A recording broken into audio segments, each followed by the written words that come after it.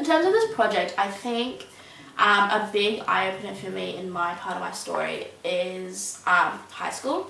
Now, looking back on high school, I really hated it. It was year 11 and 12 were the worst 2 years of my life ever, and I think they always will be. And because I dealt a lot with stress, anxiety, depression, all that sort of thing to do with mental illnesses, and that for me was a struggle. I had just moved schools, so I started a new school in year 11. That alone was really difficult in terms of socialising and making friends, but that went off to a good start, so that was fine. It was mainly school stress, and I would put so much stress on myself, and that just really exploded, and I got to a really bad state. You know, I had to see a lot of psychologists, psychiatrists, medications, all that sort of thing. My biggest coping method wasn't alcohol or drugs, which is good. It was sleep though, which isn't a lot better. At any point I'd get really down, I'd just sleep, that was it. So I'd pretty much always be asleep, which probably wasn't a great thing. But yeah, in saying that, I think it was better than, you know, abusing alcohol and drugs. But yeah, no, I got to some pretty low points during those 2 years. Mainly in like the end of year 11 sort of thing, beginning year 12 kind of thing. There was a very big period where suicide played a big part in my head. There were a few times I would often think about it and want to, you know, try, but there was one time actually I was really close. I used to catch a train home and to school, so you know that was my mode of transport. And there was one time I remember I was really low, I just couldn't deal with anything, and you know there was one point I was really close. But the one thing that held me back was remembering my parents, and that for some reason that split second I just couldn't do it. Like my parents, I could not do that to my parents at all. You know, they would have to live the rest of their life with that, and I just couldn't do that at all. So I'm happy obviously I made that choice. But the thing is, with mental illnesses, is that it's such a touchy topic, and a lot of people don't understand mental illnesses. A lot of people think that, oh, you know, like it's okay, you can just say to them, you know, it's alright, it'll get better, like, oh, just don't think like that, like, it'll be fine. But it doesn't work like that. Like, as much as you're trying to be positive and helpful, mental illnesses are so much more than that. For me, I believe mental illnesses are just as bad as a physical illness, like cancer. And cancer is pretty bad, you know. But to be honest, I think mental illnesses are just as lethal. And the fact is, it's inside of you and you can't control it. It's in your mind, and you know, people say, oh, well, it's in your mind, you should be able to control it. You can't, you lose absolute control. And that's the sad thing, and it's so hard to work through it when you think everything is just falling to pieces and there's nothing left. And that's where I think people get really confused about mental illnesses. They don't really understand how lethal they can be. So I'm always really aware about mental illnesses and my friends or family, if they're up or down and things like that, because it's just, I don't know, it's definitely a subject that's really misunderstood. Last year was the best year of my life. And you know, I'm only young, but I know for a fact that that year will always be one of the best years. It was just the year that changed me pretty much. But while I was having the time of my life, I got news that a family friend of mine, who I'd known since we were really little, he had committed suicide. And it was just so out of the blue, and I thought, to be honest, at first I thought it was a joke. I was like, this isn't real. He's in his final year of school, I thought he was having a good time, you know, that's what's going on, like it's not real. But then, yeah, later on I found it was very true, and he'd been struggling a lot during school. And he was gay, but I don't know if he had come out, and I think he was really struggling with that. He'd come out to his, you know, family and his parents, but I don't think he came out to his friends. And I think he was really struggling with that. But honestly, that news, it hit me. You know, the day before I was high on top of the world, and then for the next few weeks I was just at like bottom. I couldn't believe that someone so close to me had gone in just a split second. I hadn't been in contact with them for a while, and I felt, you know, so guilty for that, because, you know, part of me felt like I really could have helped him and changed him, and, you know, maybe it wouldn't have happened. But obviously you can't say that. I mean, the only person who can help themselves is themselves, to be honest. But no, that really changed me. I mean, to think that someone gets that low and does it is just insane. He jumped in front of a train in early hours of the morning, and yeah, that just, it like broke me. I don't know. I don't really think about it much anymore because it just makes me too sad to think, wow, like we grew up together and now he's gone, like he did that. Like, I don't know, it's just, the thing is, like, everything got so much for him that was his only escape. Like, that sucks. And it's weird because even though I was at that point and so close to being the same, something inside of me just sparked. And it's weird because I can't even picture myself back in that point.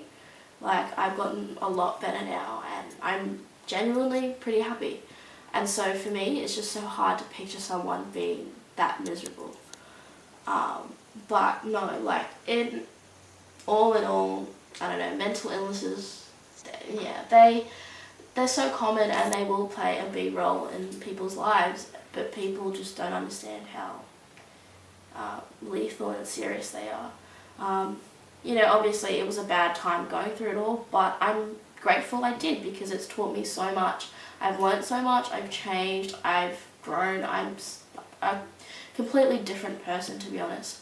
And there were quite a few situations in high school which didn't go well, and, you know, friends fell out, relationships fell out, and it was awful, and it was just honestly rock bottom. But even those situations, I'm all happy they happened because I've grown from them, I've learnt so much. And I think that's also another thing, people forget that through bad situations you can learn and you can change. A lot of people forget that, and that kind of drives me insane. But I mean, there's so much to be learnt from bad situations. But yeah, that's kind of my main story. I guess the main mental illness that I think of is obviously the ones to do with depression and anxiety, because that's what I went through. But there are so many different types, I think, that people forget about as well. But to generalize, all of them come down to your mind, and it's just, I guess, really difficult because even though, yeah, it's you and it's your thoughts and you think you can control them and make it, you know, so much easier and it's just a click of the button, it's really not. It's like torture. It's like self-torture. Like, it's so hard to overcome and it takes time. And a lot of people I know, they didn't want help. They don't want to go on medication, which is fine because going on medication and seeking help, that's big. That's admitting, you know, you're struggling through life. But to be honest, it's okay. Literally, like, I think 1 in 3 people go through mental illnesses or something, and that's a lot of people, and it's such a norm now. But even though it is a norm, like, people don't care, people don't understand, people don't want to understand. I think that's the big thing, that, you know, they think, oh, you got a mental illness, like, oh, you're depressed, like, okay, go away, like, don't hang out with us, like, you'll ruin the vibe or whatever. They don't even want to help, and I think that's a really big thing that, you know, as a society we're struggling to deal with. People just don't understand, you know, just they don't understand how to cope, I think, with hearing that people have mental illnesses. They just automatically freak out and just ignore them, and that's really bad. I think that's something, you know, as a society we really need to work on, because there are so many people out there, you know, a lot of people, no, everyone, I'm pretty sure everyone knows someone that has been through mental illness or is struggling. And you need to be there to help them. No, you don't have to take, you know, the weight of their problem, but you can be there to support them. Just people don't understand how big of a deal mental illnesses are. They just don't. Like, I don't know what it is. I don't know why they don't, but they're really bad. They're as bad as being in a hospital bed, you know, having stomach problems. You know, they're pretty bad because mental illnesses can land you in a hospital. And yeah, it's frustrating that people don't see that. And they don't want to see that either. They just, yeah, neglect them, pretend they don't exist because it's all in your head. And yeah, it is in your head, but it's there for a reason, and you can't overcome it for that reason. having all these expectations, and most of them are just unrealistic. I never buy magazines, any of that stuff, because everything in there is just false, to be honest. Like, I think everything's fake. All these celebrities, like, don't get me wrong, like, you love celebrities, you look up to them, that's great. Like, I don't have a problem with that. But for me, like, celebrities, following someone's glammed up life, that doesn't help me grow in any way. I don't see how that's educational for me. Like, so many people love the Kardashians. That's cool, that's great, they're like entertaining, that's what they do for their life. But for me, I just don't understand, like, they do all these crazy things and things we can't even dream of doing, and get glammed up every day and have to look perfect all the time, and have to keep fit and look good. And I don't know why people aspire to be like that. There's so much more out there in the world for you to be doing, for you to figure out what you need to be doing in the world. There's a role for everyone in this world, and it's all special and it's all individual. Okay, like, we don't need like 100 more Kardashians. I just don't understand why people are so hooked on the way they look, and the way they appear. But in saying that, I am as well. So it's kind of a contradiction. But yeah, for me, like I said, like, my body weight, like, I'm not happy with it. But that's because I know it's not healthy, and I don't know, I just don't feel comfortable in my own skin. Like, I know I put on a lot of weight, and I know I need to lose it. I don't know, some people are comfortable the way they are, if they are overweight, and that's, fine as well. But for me, it's not. Like, I want to be fit and healthy looking like I used to be 2-3 years ago. And I don't know, for some reason it's just taking longer to get there. I think for me, I am quite a lazy person. I can be motivated, but I can also be really lazy.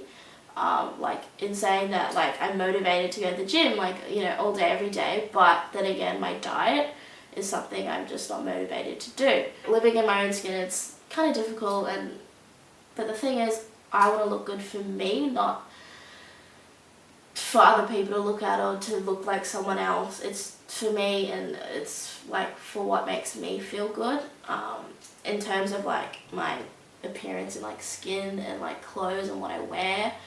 I used to be really obnoxious and have to wear like branded clothes and things like that. Not a big deal, though I do enjoy looking good.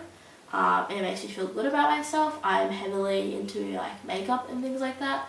I never used to be, ever. Like, when I was little, I was like a tomboy. I hated that stuff.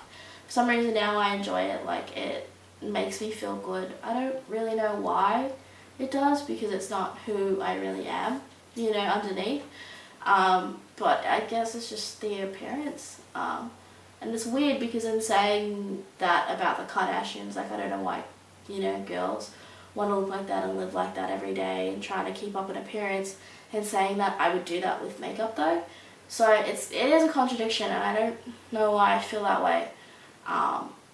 But all in all, the societal expectations of how we should look and appear out there for women, it's depressing. Like, it ruins girls' confidence, it ruins their lives, it's so demeaning, and it's so hard, because that's never going to change.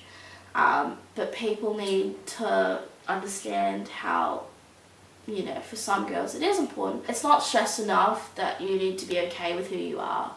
It's so simple to say to someone, oh, it's okay to be you, but there's no meaning behind it. No one really understands that, and people don't stress that enough. People just don't understand that it is 100% okay to be comfortable in your skin. I'm most happy when I'm out of my comfort zone, as weird as that is. But what I mean is, like, I'm out there trying something new in a new environment. And I think I'm most happy that way, is because I'm learning and I'm meeting new people, I'm finding and exploring about different things. And when I say that, I relate that mostly all to traveling. When I'm out in a new country, meeting new people at the local bar or whatever, that makes me so happy. Just interacting with those new people, like halfway around the world, and just finding all about a different culture, that makes me so happy. Yeah. I am most confident when? I'm most confident when I am happy with myself. That probably, it's pretty like standard, like that makes sense. But I don't know, like I'm confident now. Like I never used to be confident at all. So shy, I would never step out of my comfort zone. But I'm confident to try new things, do new things and whatever. But in saying that, I'm not confident with my weight. So that's what I mean when I'm 100% happy with myself, emotionally, mentally, and physically. So, yeah. I'm most vulnerable when? I'm most vulnerable when I let my emotions get the better of me. I am a very emotional person and I feel things greatly. And when I let that go too far and it gets out of proportion to what's real and what's not, that's when I get really vulnerable and I find that I'm at my weakest. And then, your mind plays tricks and that's that kind of thing, yeah. Yeah.